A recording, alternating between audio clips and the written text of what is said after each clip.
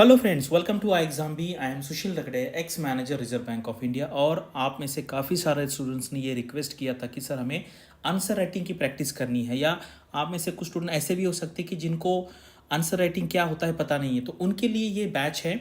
और यहाँ पर ये स्पेशली डिज़ाइन बैच है। और ये जो पैटर्न है मैं पिछले 4 साल से इम्प्लीमेंट कर रहा हूँ। जनरली ये जो बैच है हम फेज़ 1 के रिजल्ट के बाद लेते हैं, लेकिन अभी क्या है आपको पता है, अभी अनसर्टन टाइम चालू है, इलेक्शन चालू है।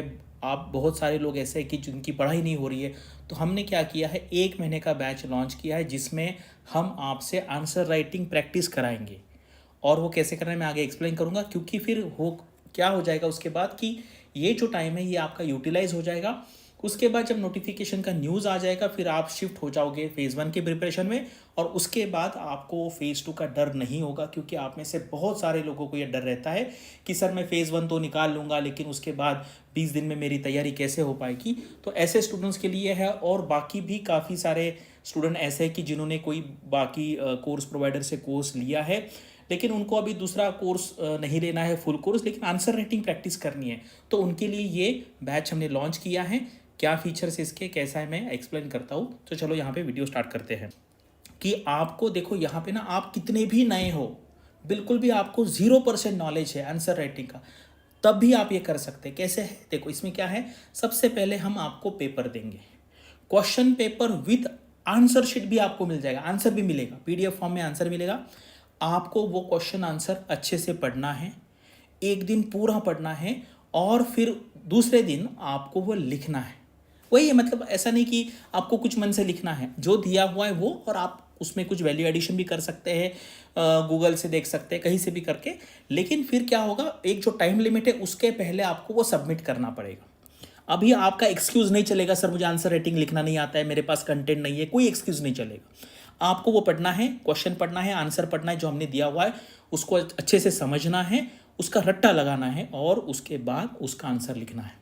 वो आंसर लिखने के बाद आपको वो सबमिट करना है। और जब आप सबमिट करेंगे फिर उस दिन शाम को आपका लाइव क्लास होगा जिसमें वो पेपर डिस्कस किया जाएगा। यानी कि देखो, पहली बार आपने वो पेपर, वो जो आंसर है वो पढ़ लिए, ठीक है, पूरा पढ़ लिया, उसके बाद आपने लिखा, फिर लाइव क्लास अटेंड किया और वहाँ पे हमने डिस्कस किया। यानी कि 3 बार वो कंटेंट आप अच्छे से पढ़ लेंगे। और इसके थ्रू ये जो पेपर्स होंगे, 4 पेपर होंगे, इससे क्या होगा, आपका पूरा जो सिलेबस है वो कवर हो जाएगा और आपको काफ़ी अच्छा कॉन्फिडेंस आएगा।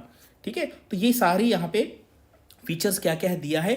लेकिन आपको वो जो डेट है, उस डेट को ही आपको पेपर सबमिट करना पड़ेगा, तभी आपका पेपर इवैल्यूएट होगा।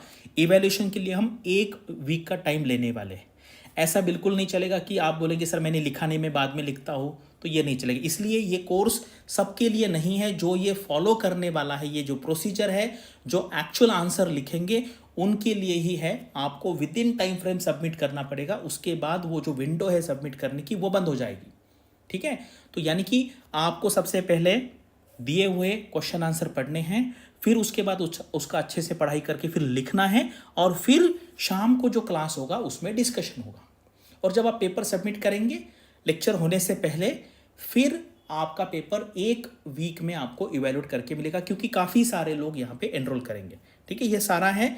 और आपको इसको एनरोल करने से पहले मैंने जो नंबर दिया है वहाँ पे बात करना पड़ेगा, पहले पूरा समझना पड़ेगा, तभी आपको एनरोलमेंट यहाँ पे करना है। क्या आपको इसके बारे में अभी, और ये दूसरा भी हमारा बैच है, ये अभी अभी जस्ट स्टार्ट हुआ है, आप इसके बारे में भी इंक्वायरी कर सकते हैं। ये पूरा बैच है फुल, इसमें 45+20 डेज है। और अगर आपको इसके बारे में और इन्फॉर्मेशन चाहिए तो यहाँ पे आप कॉल कर सकते हैं।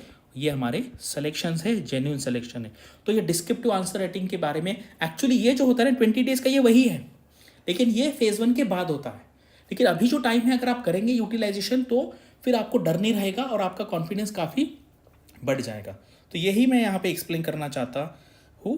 और अगर आपको और भी कोई इसमें डाउट है तो आप कमेंट सेक्शन में पूछिए, जहाँ मैंने नंबर दिया है उस पर फ़ोन करके आप सारे डाउट यहाँ पे क्लियर कर सकते हैं। और मैं फिर से बोल रहा हूँ, अगर आप आंसर राइटिंग करेंगे एक्चुअल, तभी आपको इसका फ़ायदा है, अदरवाइज आपको फ़ायदा नहीं होगा। सिर्फ देखने से, क्लास सुनने से, आपने बहुत सारे सुने हैं, उससे कुछ भी फ़र्क नहीं पड़ेगा। जब तक आप प्रैक्टिस नहीं करते खुद, और इसलिए जो लोग एक्सक्यूज़ देते हैं कि भाई मैंने कुछ पढ़ा नहीं है, तो वो एक्सक्यूज़ हमने हटा दिया है। हमने आपको पहले ही क्वेश्चन आंसर दे दी, बस वो आपको पढ़ के फिर लिखना है दूसरे दिन। और कुछ लोगों को लगता होगा कि भाई ये तो कितना ईजी है, मैं तो पढ़ के तो कोई भी लिख पाएगा। ऐसा नहीं है। आप अगर आज पढ़ेंगे तो कल भूल जाएंगे आप, तो फिर आपको रियल प्रॉब्लम पता चलेगी कि क्या प्रॉब्लम है। लेकिन अगर ये आप 14 टाइम्स रिपीट करेंगे तो फिर आपका वो जो डर है वो पूरा निकल जाएगा। ठीक है, तो हमारे साइड से बेस्ट हम यहाँ पे देने का ट्राई करेंगे। जो जो इंटरेस्टेड है, जो एक्चुअल प्रैक्टिस करना चाहते हैं, उनको ही इसको ज्वाइन करना होगा। अदरवाइज आप नहीं करेंगे तो भी चलेगा।